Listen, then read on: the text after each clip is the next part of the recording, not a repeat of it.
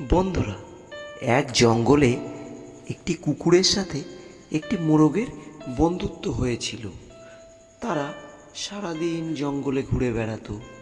ঘুরতে ঘুরতে তারা একদিন গভীর জঙ্গলে চলে এলো। আর সেখানে সন্ধে নেমে এলো। তারা আশ্রয় খুঁজতে লাগলো। তারা সুন্দর একটি গাছ দেখতে পেল।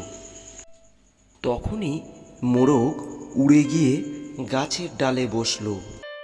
কুকুর গাছে উঠতে পারে না, সে গিয়ে গাছের গোড়ায় শুয়ে পড়ল। রাত শেষ হয়ে ভোর হয়ে এলো।